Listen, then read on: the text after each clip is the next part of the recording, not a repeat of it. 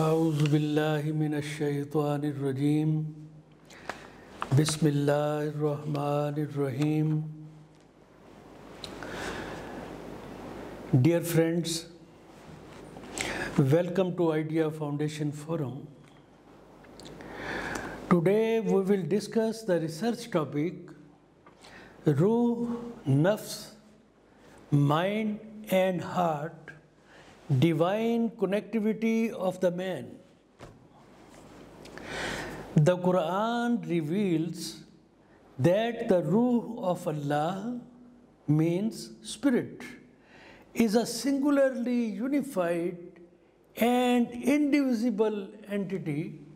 However, it is manifested in diversity, and a fraction of it was breathed into the man by Allah. While the human soul, which is called Nafs, is created by Allah in each human self. Nafs establishes the man's divine connectivity with the spirit and infuses life and cognition.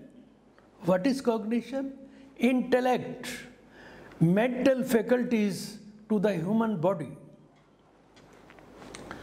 Thus, the connectivity with the spirit inspires the qalb, nafs, and mind with the divine light to enable the man perform his honored role of vicegerent in a befitting manner, in the nicest manner, in the most befitting manner.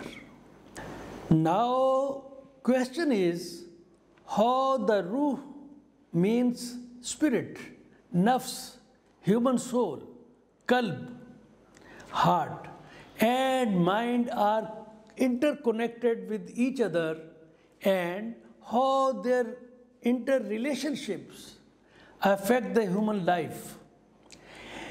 In this session, we will address these questions. Let us begin our discussion by having a look on the connectivity graphics on the screen. Dear friends, as we discussed in the previous session, the term ruh is used for the spirit and nafs is used for the human soul in the Qur'an. The Qur'an reveals that the ruh, spirit, is a single, indivisible, incorruptible, and holistic entity which performs functions on behalf of Allah, and it is manifested by the divine order. However, the Qur'an has revealed that every human being is given a share from the ruh. The words of respective ayat, I breathed into him from my ruh, transpire, indicates the fact that there is one single ruh, of which a very small portion, very small fraction is breathed into the human body. Its breathing into the human self does not involve a physical activity. Keep in mind, its breathing into the human self does not involve a physical activity. Rather, it is charging of the human heart by the Spirit's divine force. And this spiritual charge persists unblemished, uncorrupted, undamaged in the human heart, means qalb, as the divine light during the lifetime, the whole period of the life. Since each person's spirit is from Allah's spirit, it is neither creation nor captive of spatio-temporal order and nor can it be corrupted or made accountable for the man's misdeeds. The human soul means nafs, on the other hand, is the spiritual essence which is created by Allah in the human self, while charging of the qalb means heart with its divinity by the spirit. Means spirit is one, integrated, singular, undivided, whereas the nafs is one's own personal phenomena. This divine connectivity with the spirit, besides creation of the nafs or human soul or ego, infuses life with which we move, and cognition, intellect to the human body. Each human has an exclusive nafs, personal nafs, for his or her lifespan, which primarily performs role of a guiding and reproaching soul as mirror reflection of the spirit. Mirror reflection of the spirit. Not spirit, but a mirror reflection of the spirit. But in view of functional reasons, practical reasons, it is placed in psychobiological environment of the human life, because the man is to live in this world of material. This way, the nafs becomes a composite phenomena, composite joint of spiritual attributes and the earthly elements. Spiritual attributes and earthly elements, it's a composite. Its proximity to the psychobiological environment of the human life mostly engulfs it, encircles it, captivates it with the worldly charms, its deceptions and biological needs, if not appropriately groomed, if it is not appropriately trained. This fact has been revealed in the Qur'an quite explicitly. Thus, the peculiar placement of the nafs characterizes it with 5 important features, characteristics. Firstly, its close proximity to the spirit enables it to perform a guiding and reproaching role in the human life. Secondly, its proximity to Allah's divinity and the spirit has empowered the nafs or human soul with ability to absorb the manifestations of the divine light. Thus, it may open up, because of this proximity, it may open up new vistas of spiritual knowledge and elevation of his or her place in Allah's domain, provided, what is the condition? The nafs is kept purified from the worldly evils, and it is groomed with strong faith and good deeds, devotedly pursuing the principles of ikhlas. What is ikhlas? It is devotion to Allah's exclusive authority. And ihsan. What is ihsan? It is consciousness of Allah, that when we are standing for prayer, we are looking to the face of Allah. If it is not possible, at least He is observing us. This is ihsan. Thirdly, it can do good or commit sins, both, due to free human will and psychobiological influences being faced in the worldly environment. Fourthly, being a created phenomena, minded. Nafs being a created phenomenon, it leaves the human body after death. This is the nafs which leaves the human body.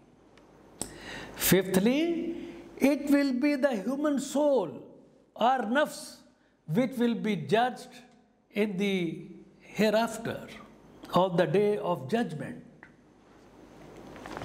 With this background, an observation of circles 1, 2, and 3 of the graphic image shown on the screen will be helpful in understanding the interactive relationship among the ruh, nafs, and of human life. Please have a look. Dear friends, like the several other wonders of human life, the mind-brain system has much of its psychophysiological and spiritual aspects which are yet unknown to the man, like the unknown major chunk of the universe. For simplicity's sake, we may begin with the mind as the brain at work, because it has a very, very lengthy discussion and debate over the history. So we consider mind as the brain at work. The mind is involved in remembering, considering, evaluating, perceiving, and deciding. It is responsible for processing of desires, motives, choices, sensations, perceptions, emotions, memory, traits of personality, etc. Its most obvious level is the conscious mind. Mind's most obvious level is the conscious mind, which provides consciousness based on immediate experiences. It relies upon the feedback of the senses and analysis of the accumulated information. It is dependent. It is dependent on our accumulated experiences. Subconscious mind is the next level that stores the information recorded as memories.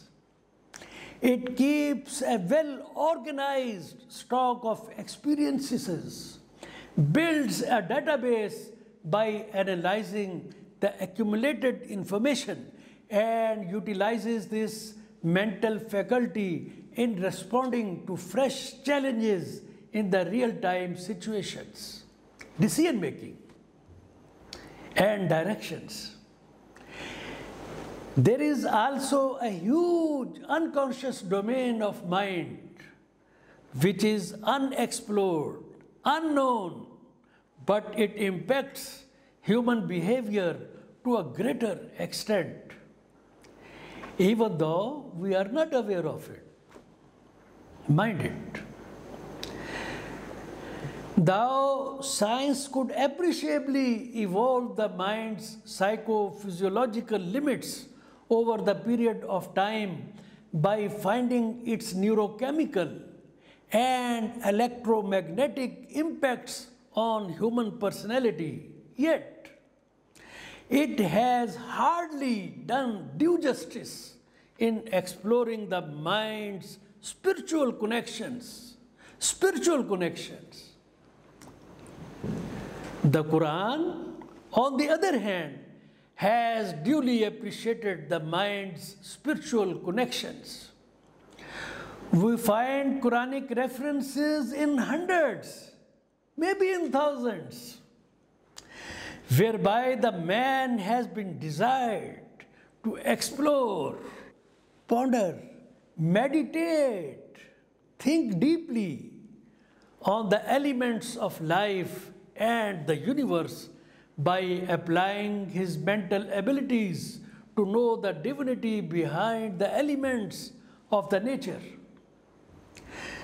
The Quran has distinctly referred to mental abilities, vision, while mentioning the sources of knowledge gifted to the man. And it has been told, and it has been revealed that the man will find the truth of the Quran with the evolution of his knowledge, with the evolution of his intellect of the universe and of his self. For universe, the word afaq is used. For self, the word nafs is used. The mind is subserviently, in second position. The mind is subserviently connected with the heart. It is connected, but in secondary position. The mind is subserviently connected with the heart, which is charged, heart is charged with divinity through breathing of the spirit. But the dilemma lies in the fact, very serious dilemma, that we mostly ignore the Quranic advice. Neither have we pondered much on the elements of the nature, nor we warmly listen to the whispering of our heart with the inclination to reach the divine truth. With the inclination to reach the divine truth.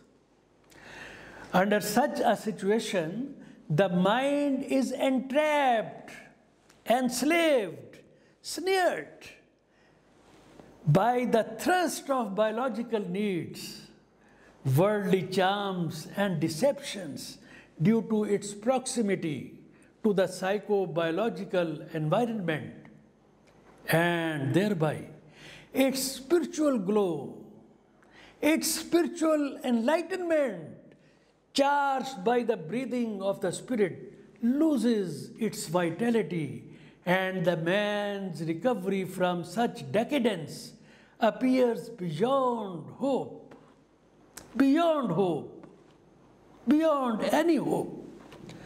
Such are the people about whom the Quran has revealed in Ayat 18 of Surah Baqarah. Listen, they are deaf, dumb and blind, so they will not return to the right path. It is Ayat 18 of Surah Baqarah. Thou the heart, qalb, with the help of its spiritual energy, keeps on fighting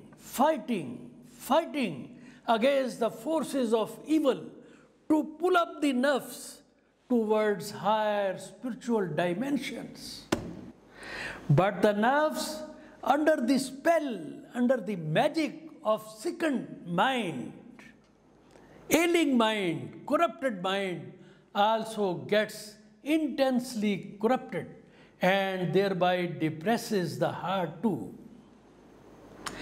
In such a situation, the man's spiritual personality is totally shattered and ruined. Dear friends, the heart is another wonder of the man's creation. We were talking about nafs, then mind, now I am mentioning about heart, qalb. The heart is another wonder of the man's creation. The Quran has revealed its immensely huge role in the life of the man beyond its physiological significance. Means it is much more than physiological organ. There are more than 200 references and about 180 distinct verses of the Quran which explicitly, very, very vividly explain its neurophysiologic and psycho-spiritual dimensions. Just imagine. Until recent times, modern science perceived the heart as merely a pump to regulate the flow of blood in the human body. Science just has started very recently probing its neurophysiologic dimensions. Now science has started realizing that the heart is more than an organ of blood circulation system. Previously, the brain had been thought to be the control center for the body, sending directions through the nervous system to different organs, telling them how to behave. But the latest research has brought out this reality that the heart also reciprocates. What is reciprocates? Mutually sending and receiving to the brain by sending regular signals to the brain, even more than what it receives from the brain. Mind it, which influence emotions, memories, problem solving, and high-level cognitive functions. Brain is made up of neurons, but now it is new finding that heart has its own network of neurons. Usually it is referred as brain of the heart, independent of this upper brain. These scientific facts and much more have been revealed in the verses of the Quran more than 1400 years ago. The heart's connectivity with the spirit, divine spirit, and its impact on the mind, the nafs, and human life in totality is significant. Let us revisit the graphics referred above. The man's understanding of the Qur'anic revelations in this respect is increasing, expanding with the evolution of his intellectual growth. Thus, it is imperative for all of us, everyone, especially the Muslims, to seek the scientific knowledge,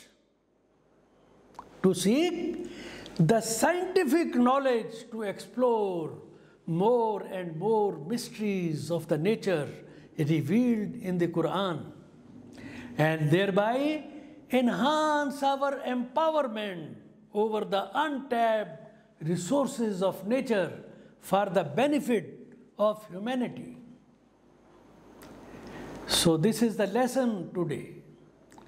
Dear friends, we close our discussion here, hoping that in the next sessions, inshallah, we will discuss the biophysiological and psycho-spiritual aspects of the heart.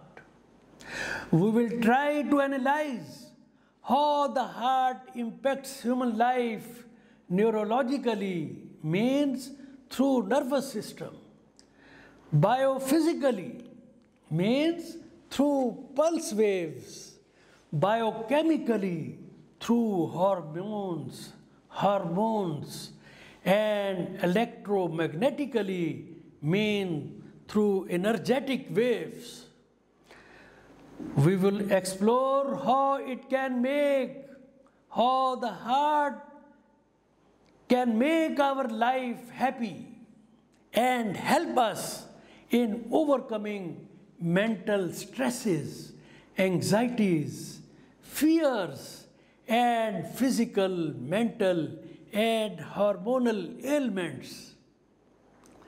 How it can empower us to command our environment and destiny in the light of the Quran.